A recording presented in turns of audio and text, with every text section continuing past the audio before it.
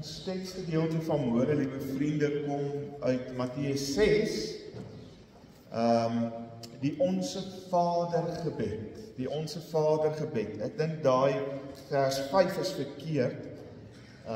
Ek dink is 'n bietjie later waar ek begin lees. Ek lees die Onse Vader as sulks. Die wat dit graag wil opsoek, ek dink is in die 2020 vertaling van die Bybel wat ek gebruik vanmôre. Kom ons lees dit saam. Ons ken dit eintlik uit ons harte uit. Dis miskien een naas Psalm 23, waarskynlik een van die bekendste tekste in die Bybel. So moet julle dan bid. Ons Vader wat in die hemel is, laat u naam geheilig word. Laat u koninkryk kom. Laat u wil geskied soos in die hemel, so ook op die aarde. Gee ons vandag ons daaglikse brood. Vanoggend se teks. En vergeef ons skulde, soos ook ons hulle vergeef wat teenoor ons skuldig staan. En bring ons nie in versoeking nie, maar verlos ons van die bose. Want aan u behoort die koninkryk en die krag en die heerlikheid tot in ewigheid. Amen. Dan brei Jesus uit oor die teks wat vanoggend vir ons belangrik is, as hy dan byvoeg en sê, want as julle die mense hulle oortredings vergewe, sal julle hemelse Vader julle ook vergewe. Maar as julle die mense nie vergewe nie, sal julle Vader julle ook nie julle oortredings vergewe nie.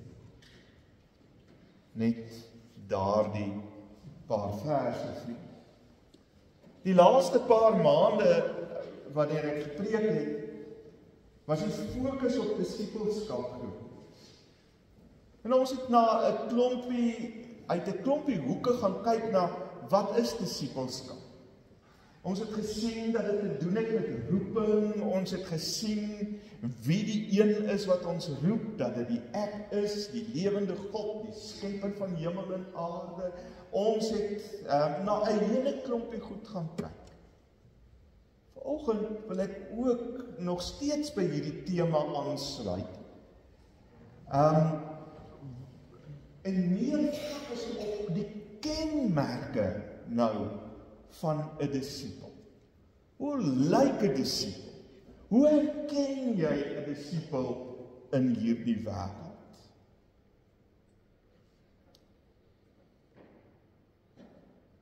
En dis waar vergifnis dan vanoggend 'n belangrike tema vir ons erediens is. Ons het almal, hier's nie een van ons wat hier sit, wat nie iewers al in ons lewe baie diep seer gekry het.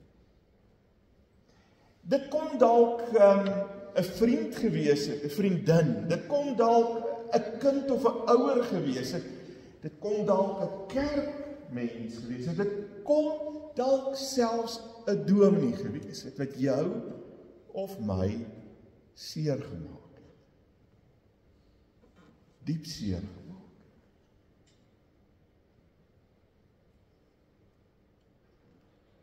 Dit lyk vir my, as ek na die wêreld om my kyk ook, vriende, en die dinge op sosiale media volg en die oorsake van oorloë en konflikte dwars oor die wêreld in 'n neutedop moet saamvat, dan lyk dit vir my asof ons in 'n wêreld leef wat vol haat is, vol wraak is. En wraak is natuurlik 'n reaksie op my eie seer en vol bitterheid is.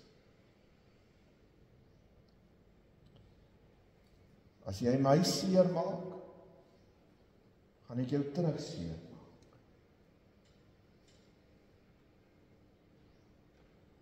Ek onthou 'n keer toe ek ook baie seer gekry het.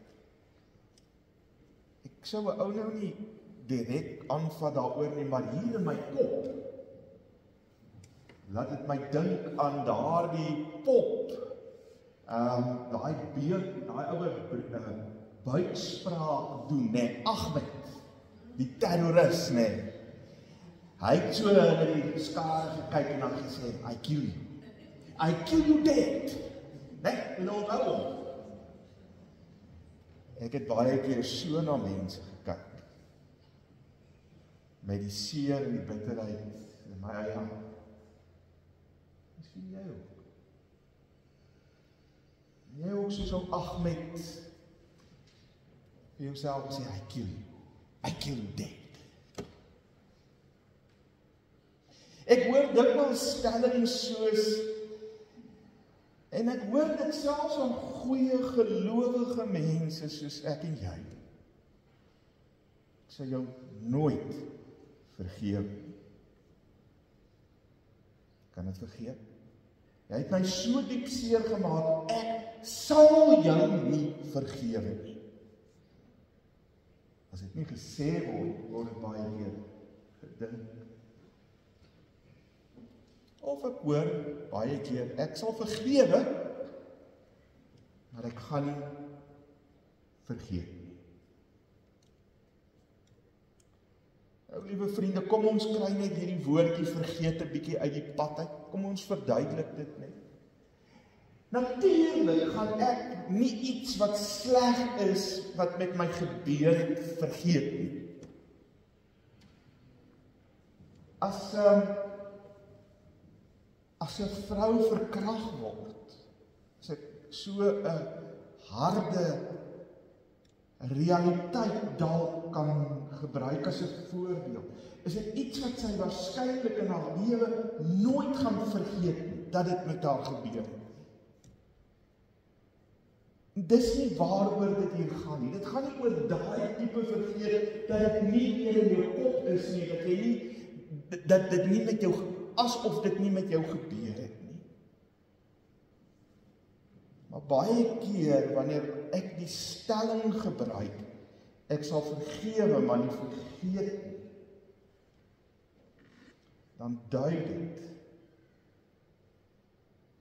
eintlik op 'n baie diep gewortelde stuk bitterheid nog. Sê met die mond ek vergewe, maar hier in my hart, my broer en suster, ek gaan nie vergeet nie. Hier in my hart gaan ek dit koester, hier in my hart gaan ek dit vertroetel, hier in my hart gaan ek dit hou en gaan ek dit bære. En as mense besê, ek vergewe en ek vergeet, dan wil hulle daarmee sê, ek vergeet die pyn wat daarmee saamgaan, ek vergeet die klomp emosie wat daarmee saamgegaan het, maar ek kan nie dit uitvee dat 'n bepaalde ding met my gebeur het wat sleg is. Dit gaan ek onthou.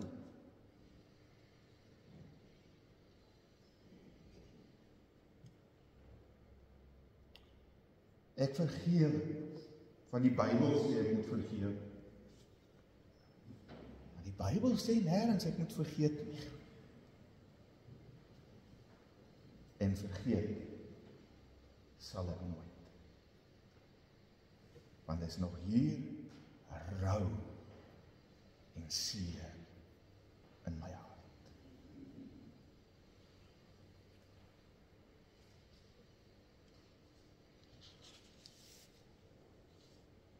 Vriende, die een enkele ding waarmee Christene, nie net Christene, maar Christene ook en veral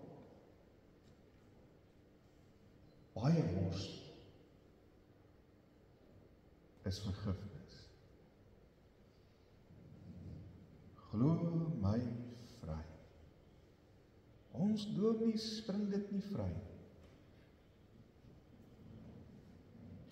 Onvergifnis het nare gevolge, het ek ontdek, liewe vriende, en lei dikwels in mense, in gelowiges lewens, tot 'n verskriklike geestelike droogte.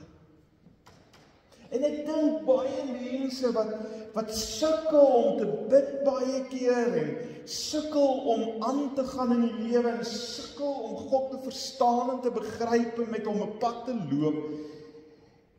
Ek weet dit uit eie ervaring uit. Is omdat ons nog nie by die punt gekom het om te vergewe.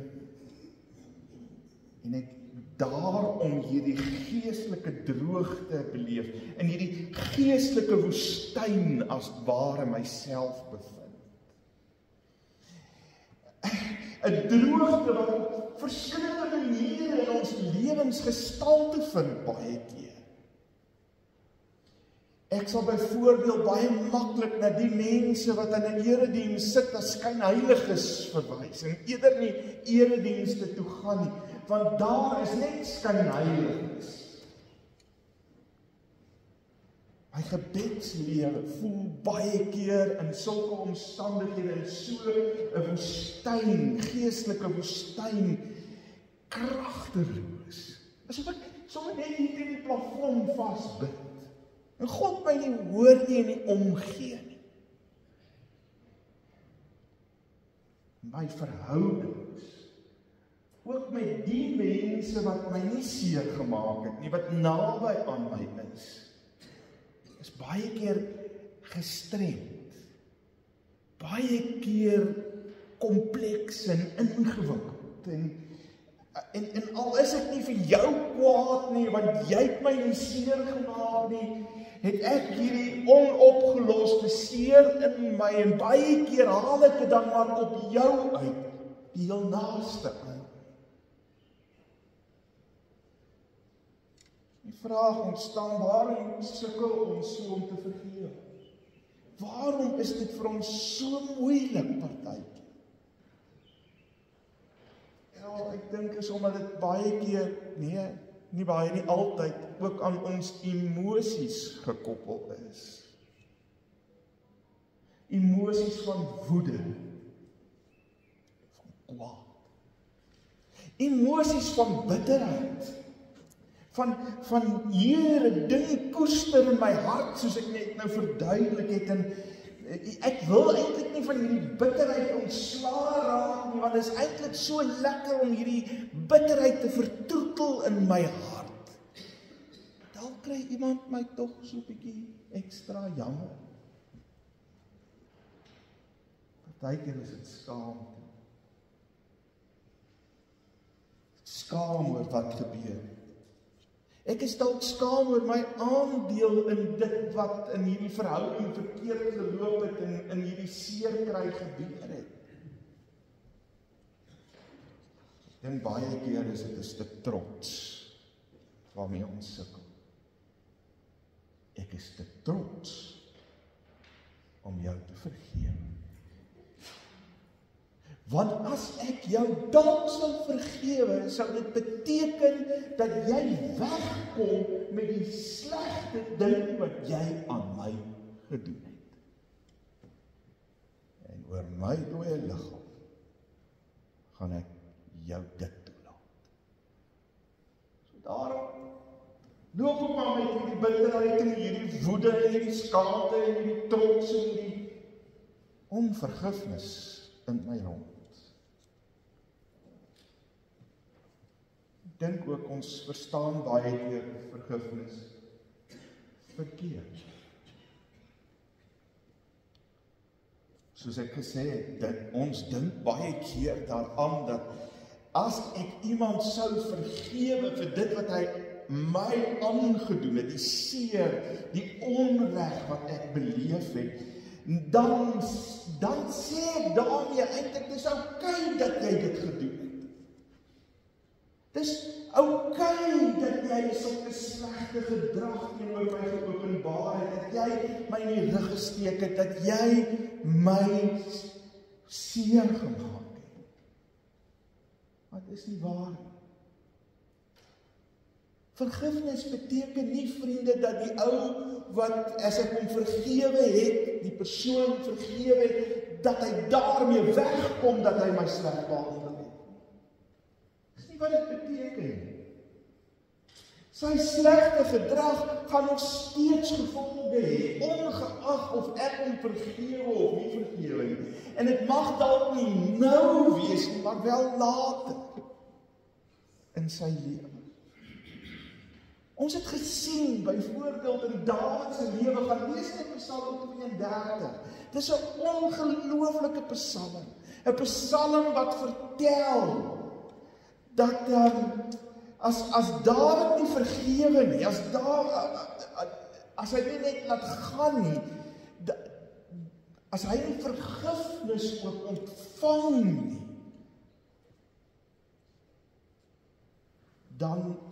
dan is sy lewe nie moeite werd nie. Maar God se vergifnis van Dawid het hom nie laat wegkom met die verkeerde wat hy gedoen het. Gaan lees maar die Bybel. Die kind wat hy daardie ontrou gebore is, sterf. Dawid het nooit vrede in sy koninkryk beleef. Ten spyte daarvan dat hy vergewe is, het die dinge wat hy gedoen het, gevolge gehad in sy lewe. So vergifnis beteken nie dat die oortreder gaan wegkom noodwendig met wat hy verkeerd gedoen het. Ons glo ook verkeerdelik dat vergifnis baie keer net 'n saak tussen my en God is. Dis 'n geestelike ding. As ek vir God gesê het, ek het Pietie vergewe, dan is daar vergifnis. En dis ook nie hoe dit werk nie, liewe vriend. Vergifnis is 'n baie persoonlike ding. Vergifnis is 'n ding wat tussen nie net my en God gebeur nie, maar God wat ook vir my die krag gee, die moed gee, die insig, die wysheid gee, om na die persoon toe te kan gaan wat my seer gemaak het, en hom van harte en onvoorwaardelik te vergewe. Daar is so 'n pragtige teks, ook in Matteus, hoofstuk 5, vers 23 en 24, waar die man daar by die altaar kom. Jesus vertel die storie. Hy sê, as die man daar by die altaar kom om sy offer te bring, en hy onthou skielik dat sy broer iets teen hom het. Wat moet hy doen? Hy moet sy offer los. Hy moet hom nie bring. Hy moet hom net eers neersit. En hy moet teruggaan, en hy moet gaan regmaak met sy broer. Wat vir my die treffendste is uit hierdie hele teksgedeelte uit Matteus 5 is dat God as ware sê dat hierdie verhouding tussen mense amper belangriker is as erediens, as die offers wat ek bring. Voordat ek daai offer kan bring, moet ek eers die verhouding tussen my en jou regmaak, sodat ek daai offer met 'n rein en 'n skoon hart aan God kan bring. Ons teks skep 'n verdere probleem vir ons, liewe vriende, in die sin dat dit amper klink asof God se vergifnis vir ons voorwaardelik is. Dat as ek moet eers ander vergewe, en dan sal God my vergewe, nee. Dit klink amper so. Maar dit is nie korrek nie. In 'n sekere sin, as ons die hele Bybel en alles wat oor vergifnis gesê word in die Bybel gaan lees, dan is so 'n gedagte dat God se vergifnis voorwaardelik is, eintlik reg lyn in teen die gees en die letter van die woord en die evangelie. God bedoel nie dat hy eers sal vergewe as ek vergewe.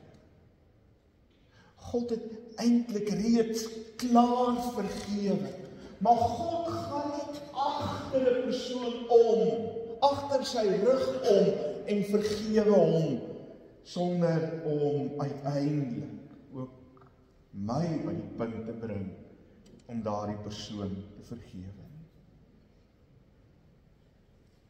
Wat vir my tref uit die Onse Vader gebed, is dat die Onse Vader gebed begin nie by my en jou behoeftes nie, maar by God. En die eerste 3 bede van die Onse Vader vorm as ware die agtergrond van hierdie hele gebed. En elke een van die afsonderlike bede. God se naam moet geëer word. Ons bid dat God se koninkryk gestalte moet vind hier tussen ons. Ons bid dat God se wil, nie moet mooi hoor, dit is altyd vir my treffend. God se wil moet hier op aarde geskied, soos dit in die hemel gebeur. Ook wanneer dit kom by vergifnis, of die gebrek aan vergifnis, moet ek hier die konteks in gedagte neem. Dat wanneer ek vergewe, ek juis besig is om God se naam te eer. Juis wanneer ek besig is om hulle wat my so diep seer gemaak het te vergewe, is ek breek iets van God se koninkryk deur. Gebeur iets van God se wil hier op aarde, soos dit in die hemel gebeur. Ook wanneer dit kom by verskoon tog. Die Onse Vader gebed, liewe vriende, wil ek vir julle sê, is 'n oop oog gebed. Dis nie 'n gebed wat ons met toe oop bid nie. Dis 'n gebed wat wil verhoed dat ek hom of haar wat my seer gemaak het, of te nagekom het, of onreg aan my gedoen het, uit die oog verloor. Daar is 'n duidelike verband tussen Matteus 6 vers 13, vergewe my soos ek my skuldenaars vergewe, en Matteus 5 vers 23, dat ek eers moet gaan regmaak voordat ek offer. Dis onlosmaaklik aan mekaar verbind. So wanneer ek hierdie gebed bid, dan bid ek hom met oop oë en ek kry die persoon voor oë wat my so seer en so te nagekom het, sodat ek nie vergeet om te gaan vergewe. Vergifnis verloor sy krag en betekenis in ons lewens, liewe vriende, wanneer ons dit nie deurgee aan ander. As ons dit nie deurgee aan hulle wat ons seer gemaak het en ons te nagekom het nie. Die vergifnis wat ons van God as 'n geskenk ontvang het, verloor sy krag en betekenis as ons nie hulle wat ons seer gemaak het in die oë gaan kyk en sê, ek vergewe jou. Vergewe jou onvoorwaardelik en van harte. God se vergifnis is nooit voorwaardelik nie, maar eerder 'n respons op sy oorvloedige genade. En daar's nog 'n voorbeeld in Matteus, hoofstuk 25 vers 14 tot 38, waar die verhaal van die regverdige koning vertel word, wat die een slaaf al sy skuld vergewe nadat hy by hom gepleit het, maar dan net uitloop en op die trappie van die hof sy broer wat hom baie min geskuld het laat toesluit.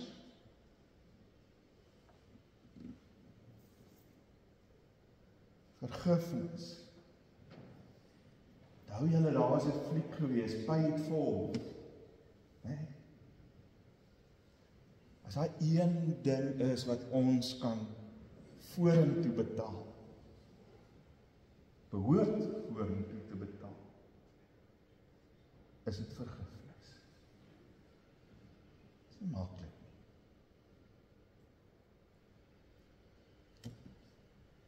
Vergewe my vir wat ek nou gaan sê. Dit is damn moeilik.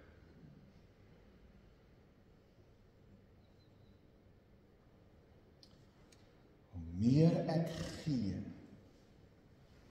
hoe meer ek bly vergewe, hoe meer beleef ek God se oorvloedige genade in my eie lewe.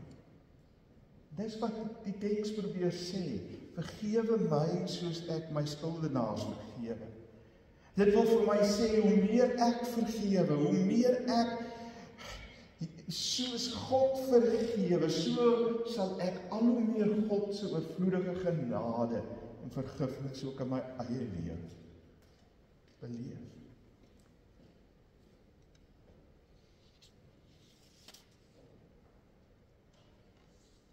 Liewe vriende, vergifnis is die diepste en die duidelikste bewys dat Jesus Christus uit die dood uit opgestaan het. En dat ek en jy dit glo.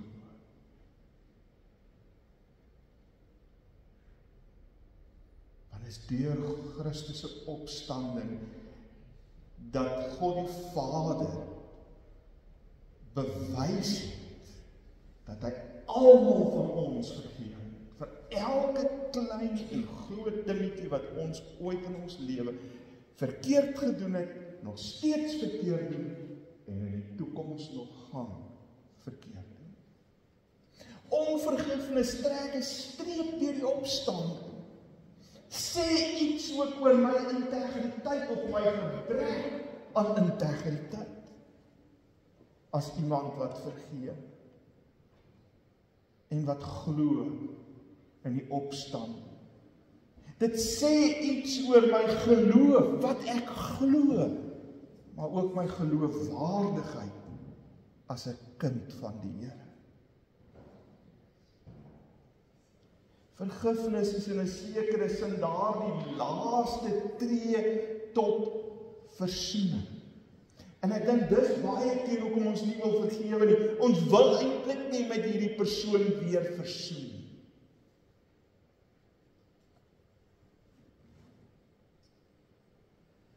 Dan hou ons maar eerder vas aan onvergifnis. Vergifnis help die oortreder, liewe vriende, om tot bekering te kom. Help die oortreder om te verstaan wat hy gedoen het en wat die gevolge is van dit wat hy gedoen het aan iemand anders. Vergifnis aan die ander kant bring weer bevryding vir die slagoffer. Want solank ek nie vergewe nie, is ek soos 'n gevangene wat geboei is. Is ek soos iemand wat in die woestyn loop en soek na water en dors na God se goedheid en geregtigheid. En weet julle wat? Die oomblik as die oortreder tot bekering kom en die slagoffer bevry word van hierdie onvergifnis wat hom vashou, begin 'n nuwe lewe. Word 'n nuwe begin gemaak. Dis mos die verhaal van die kruis, as ek dit reg onthou. Toe God my vergewe het, ek die een wat oortree het. En Christus, wat deur die krag van die Gees opgewek is uit die dood, bevry is, daar 'n nuwe lewe tot stand gekom. Bly egter belangrik, vriende, dat ons die verband tussen vergifnis en skuld duidelik sal by mekaar hou. Dit gaan nie, wanneer ek vergifnis gee, gaan dit nie oor algemene amnestie nie. Gaan nie oor sommer net in die algemeen vergewe nie. Daar is 'n spesifieke ding wat gedoen is. Daar's 'n spesifieke seer waarmee ek rondloop, wat ek moet vergewe. Aanvaarding van vergifnis, as ek die oortreder is, moet lei tot herstellende geregtigheid. Omdat ek nou verstaan wat ek aan jou gedoen het en hoe dit jou lewe beïnvloed het, gaan ek nou anders optree. Gaan ek daardie goed wat skade aan jou berokken het probeer regstel. Maar ons moet ook weet, liewe vriende,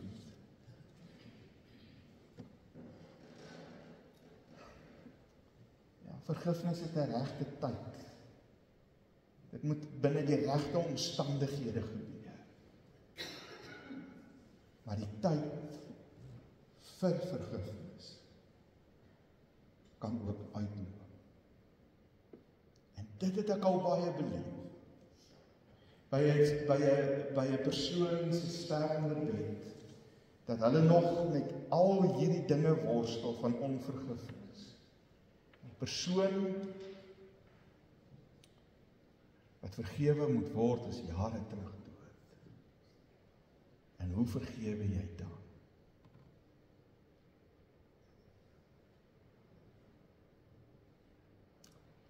Ek wil saamvat. Vergifnis is 'n geskenk van God wat nie verdien word nie. Vergifnis is ook iets wat ek as 'n geskenk aan ander gee en wat nie verdien kan word nie.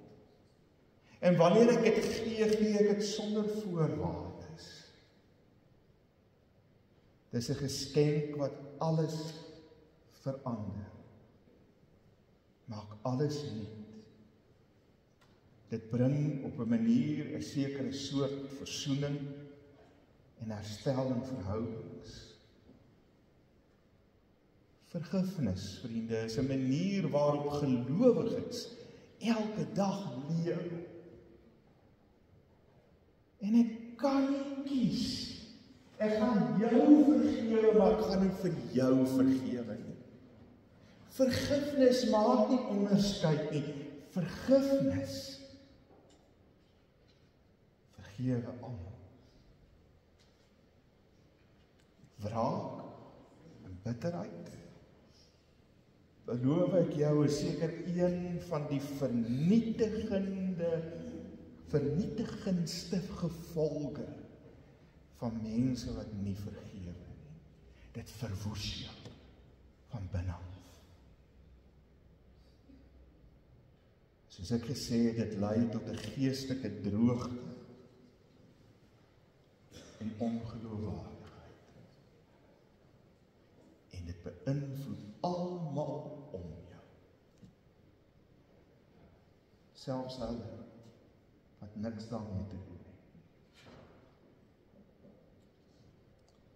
Alexander Pope het hierdie ding gesê: to err is human. To forgive is divine. Kom ek vertaal dit net. om verkeerd te maak, om verkeerd te doen, is menslik. Om te vergewe, is goddelik. Wanneer is ek en jy die meeste soos God? Wanneer ons vergewe. Dan word sy naam geëer, breek iets van sy koninkryk deur, en gebeur, geskied sy wil, hier op aarde, en hy sit in die hemel, ook gebeur. Amen. Here, ons loop almal van ons, Here, loop iewers met 'n stukkie seer in ons hart rond. Partykeer is dit 'n groot seer. Seer wat al jare kom en sweer. 'n Seer wat ons vertroetel. 'n Seer wat ons nie wil laat gaan nie, Here. Dan bring dit ons, Here, in hierdie droogte tyd, geestelike droogte tyd, hierdie woestyn in ons lewe, waar ons ver van U voel. Ons kom by die Here. Lei ons deur die woord en gees van môre. Van harte, onvoorwaardelik. Hulle wat teen ons oortree, hulle wat 'n onreg aan ons gepleeg het, hulle wat ons so diep seer gemaak het, te vergewe. Sodat U naam geëer kan word, U koninkryk kan kom,